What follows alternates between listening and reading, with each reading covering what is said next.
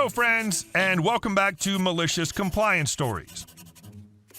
Let's start our video with a story in which a grown man tried to bully our OP into keeping his insurance policy under him by leaving a rude voicemail. After all that, our OP's father stood up for his son and made the offender's life a little more difficult. But before we begin, don't forget to subscribe to our channel if you're new here and turn on notifications so you don't miss a new video every single day. Here we go. My old insurance agent was rude when I switched my car insurance, so my dad moved all his policies from under him too. Background. My dad manages a large multi-location collision center in our area. He had a former employee who left a few years ago on good terms to work at a State Farm insurance office for an agent, Joe. My dad transferred my family's home and auto insurance policies to Joe for decently priced premiums and the promise of Joe sending referrals to his collision center. As you probably already guessed, he didn't get any referrals from Joe. My dad was kind of irked, but he got over it. However, this wasn't the last of many irritating things we'd experienced from Joe and his employees. They routinely refused to let my mom pay the bill because she was not the primary policyholder, instead opting for harassing my dad while he was at work. My dad works full-time while my mom works part-time and handles all other household-related items. He always basically told them to F off and let my mom pay the bill. They would not, so my parents would wait until the payments were late. Joe's staff would call us multiple times again and act as if we were actually delinquent and not being petty. But you'd better believe they accepted payments from my mom when it was late. Another time, I mailed my car insurance payment instead of paying it online. About a week later, someone from Joe's office emailed me to ask about my payment. I asked if they'd checked their mail. Of course, they hadn't. They found my check. Every time we had to deal with them, it was a negative experience. Petty move number 1. About a month ago, I purchased a home and went insurance shopping. I decided I'd had enough of Joe's crap and didn't even get a quote from him. I ended up going with Allstate, where I bundled my home and auto insurance. I had my new agent send a cancellation notice to Joe for my car insurance policy. My new agent must have faxed it to him this morning because he called and was pissed. His voicemail went like this. Hey, blonde engineer, this is Joe calling from State Farm. I just got a fax from Allstate. Long pause. I just want to confirm I'm canceling your policy with State Farm. Long pause, and Joe's voice sharply turns angry. Their premium's about $200 more than our premium. So, kind of surprised here, blonde engineer. I just want to check in and make sure that's really what you wanted to do. The voicemail went on a bit longer, where he was basically saying the same thing in different words, but his tone of voice really shocked me and made the whole thing extremely unprofessional. Petty move number 2.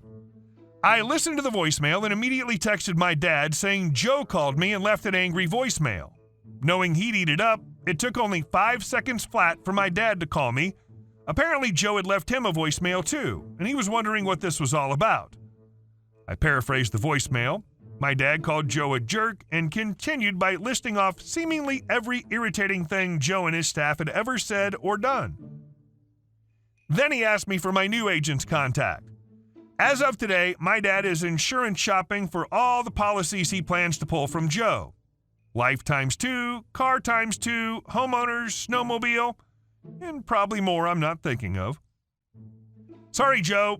Maybe don't be such a jerk next time. Good for you, for not taking his bullcrap anymore. And our second story.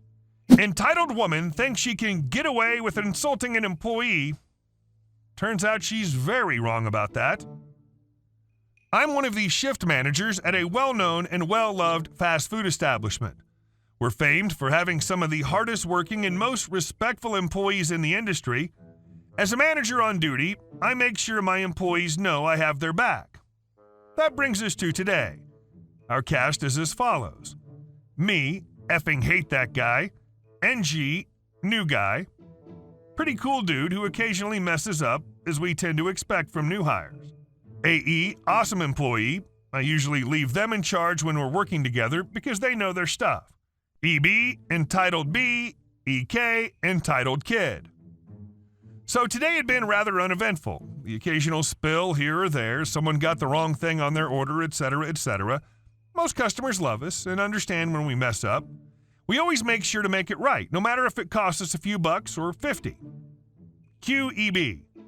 Now, I was in the manager's office looking over some catering orders due for that day. For some reason, it seemed the entire city of LA decided today was a fantastic day to order all the food in the house. No matter, it's good money. I was in the middle of trying to call someone in to give back of house some relief from all the massive orders they had to now make. AE comes in and tells me that someone's at the front counter and wants to talk to me. I hang up the call. The person hadn't answered yet and head up to the front. There I meet EB and her monster child who won't stop screaming. EB, your employee's trying to scam us. I ordered a large ice cream cone and he gave me a small. NG looks petrified and isn't saying anything. Not wanting this interaction to continue, I say, I'm sure it was an honest mistake. We'll fix that for you right away. MG immediately nods his head and heads for the ice cream machine. EB scoffs. An honest mistake, huh? Your honest mistake made my child cry.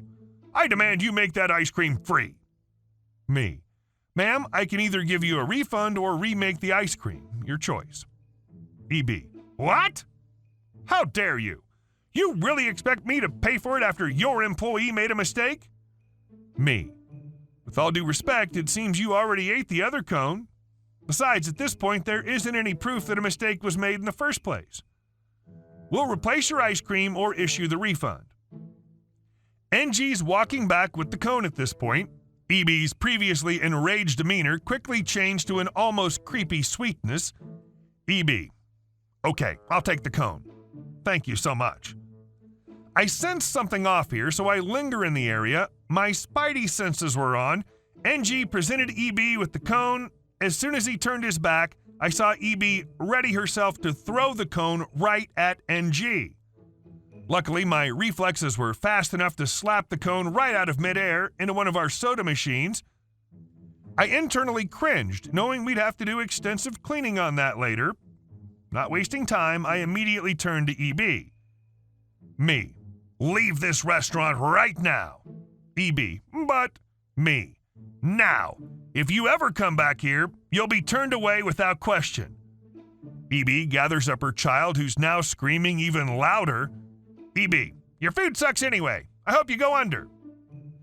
I decide escalating the situation would be pointless, so I just keep an eye on her until I can see her car driving down the street. NG was shaken up, but insisted that he was fine working. I gave him a 30-minute paid break so he could calm his nerves.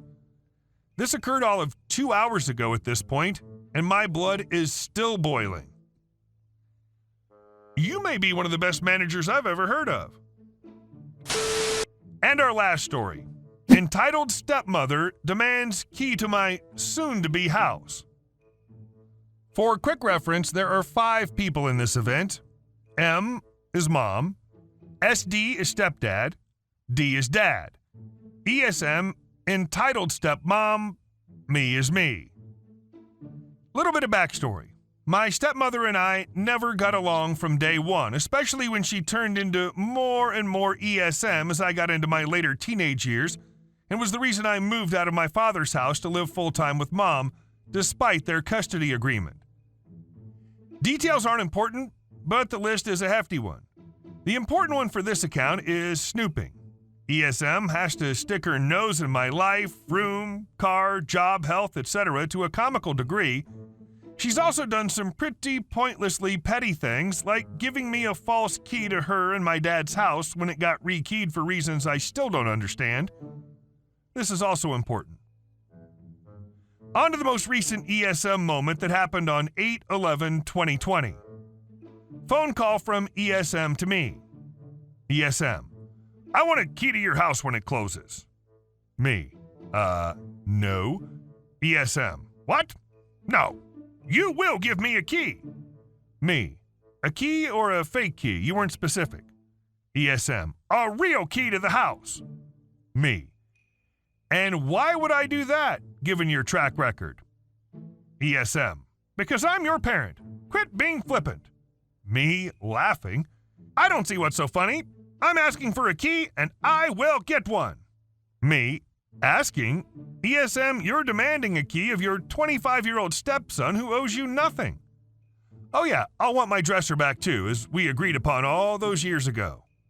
ESM, I'm not giving you the dresser back unless you give me a key. Me, so you're going to steal from me because the dresser couldn't make it up the stairs and you're throwing a fit because I won't let you snoop? ESM, young man, you have a history of making poor choices and it's my job to correct them. I couldn't do it while you were in Ohio, and now that you're back, I'll get you back on the straight and narrow. I should point out that my poor choices involved eating in my room while doing homework, watching TV with my girlfriend when I was a teenager, and not going to bed by 10 p.m. She's a nutty conservative Christian woman who gets mad at me for anything that isn't in her micron-sized list of appropriate actions for me. Me, you won't be getting a key, and because of you, D likely won't be getting one either because you can't be trusted. And ended the call. Not 5 minutes later, my M and SD are rolling on the floor laughing because she'd called them demanding that they talk some sense into me and make me give her a key. Neither my mother nor stepfather can stand my ESM. Here's where she truly shines for the ESM though. Rather than just being demanding and a snoop, it happened the following day, on 8/12/2020. It's important to note that I'm high off my boobs on painkillers after my back spasms sent me face first into the floor from their strength. ESM, hey me, have you thought about giving me a key? Me, nah, you don't get one. ESM, even for your favorite step-parent? Me, hysterical laughter. I like cat crap more than I like you. ESM, fine, you'll lose your car. I forbid you from driving and I expect your keys tonight. Me, you won't take the keys to a car you don't own or pay anything on because you won't take no for an answer? ESM, I am your parent. I hung up after she started yelling. She showed up at my mother's house 10 minutes later demanding my keys to my car because she was revoking her permission for me to drive, and we had to call our neighbor, the off-duty cop, to come over and speak to her. I wouldn't be surprised if she tried to put a lien on my car. More insane things have happened. But won't leave her because of her usual entitled behavior. This is just the most recent in a long list of this kind of behavior. She sounds like a proper piece of work. I feel bad for you having to deal with her. But OMFG, it really cracks me up when parents demand things they don't own from grown adults. Hey guys, thank you all for watching the video. I'll see you in the next one.